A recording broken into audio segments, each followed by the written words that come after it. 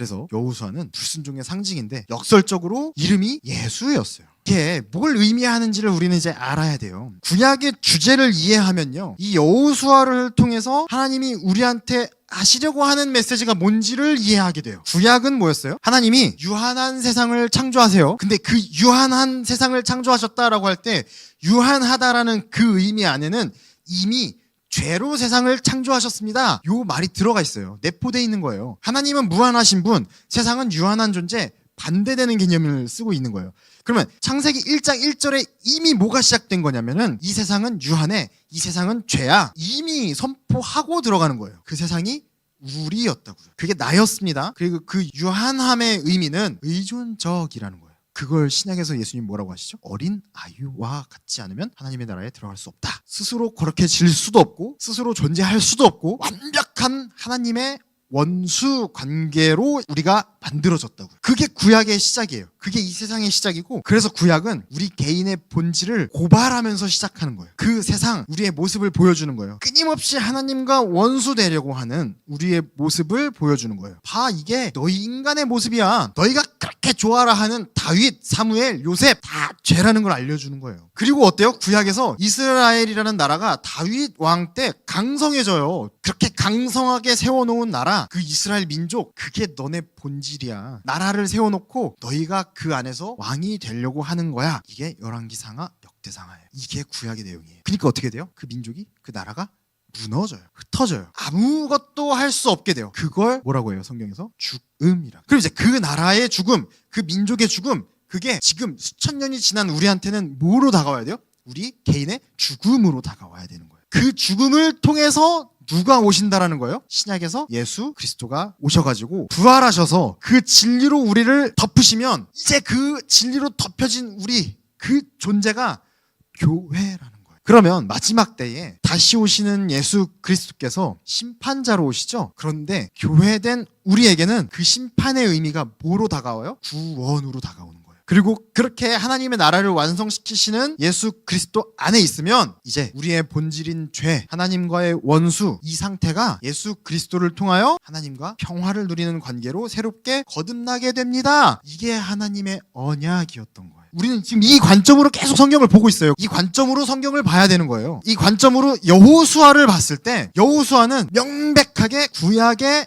예수인 거예요. 구약은 뭘 나타낸다고요? 인간의 한계성을 나타내요. 여호수아는 명백하게 예수 그리스도의 모형이에요. 그러니까 이름까지 그냥 여호수아, 예수로 만들어 놨다고요. 그리스도의 모형이라고요. 모형은 뭐예요? 불완전한 것, 없어져야만 하는 것, 죽어져야만 하는 것. 구약의 예수, 불완전함, 불순종으로 똘똘 뭉친 이 여호수아는요, 자신의 불완전함을 통해서 하나님의 의도대로 수천 년이 지난 우리에게, 세상 모든 인류에게 인간의 죄됨의 본성을 보여주는 거예요.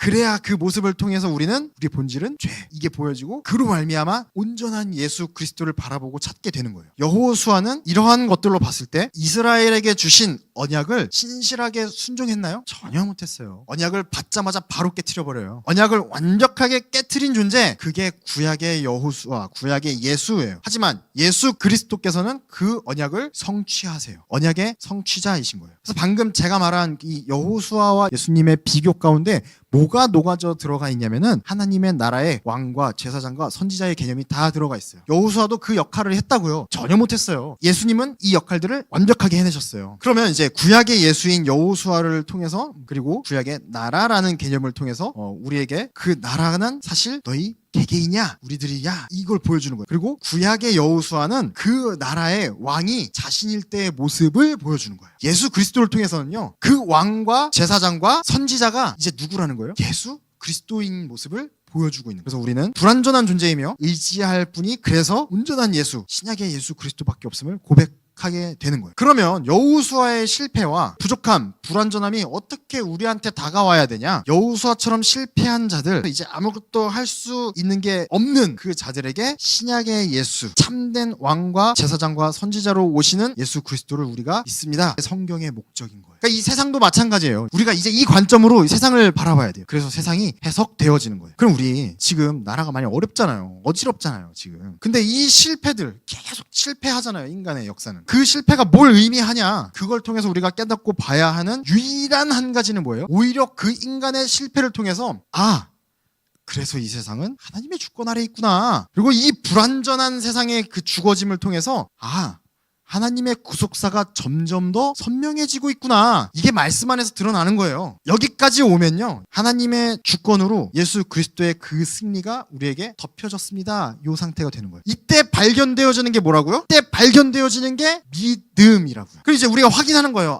이제 이 세상이 이렇게 해석되고 세상의 불완전함과 내 안에 그 악함이 똑같은 거였네. 그 모습이 내 모습이었고, 그래서 예수 그리스도만 의지할 수밖에 없고 이 모든 게 하나님의 구속사였네. 여기까지 가서 보니까 성경에서 이제 그게 믿음이라는 거야 라는 걸 알려줘요. 그럼 이제 우리가 믿음이 좋다, 야 자네 믿음이 좋아, 이런 말 할 수 있어요? 없어요. 믿음의 경중이 있어요? 없어요. 믿음이 깊이가 깊다 있어요?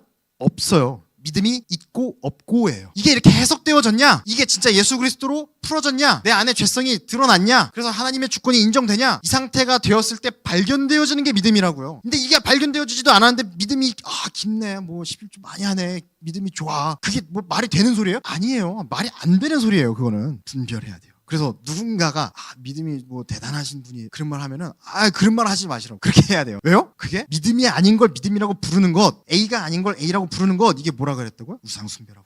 믿음이 깊이가 어디 있어요? 믿음이 있고 없고예요. 믿음이 깊다라고 하면은 지금 믿음은 딴 데 두고 다른 거 얘기하고 있는 거예요. 그걸 믿음이라고 고백하는 거예요. 그럼 뭐 하고 있는 거예요? 우상숭배하고 있는 거예요. 그 기준으로 봤을 때 이 세계 기독교라는 이 종교가 정말로 믿음에 대해서 고백하고 있냐는 거예요. 진리는 명백하게 역사와 문화와 언어를 통해 우리에게 깨닫게 하세요. 우리의 본질에 대해서 깨닫게 하세요. 존재의 본질을 깨닫게 하시고 그거를 덮으시는 예수 그리스도의 은혜와 하나님의 주권만 얘기를 한다고.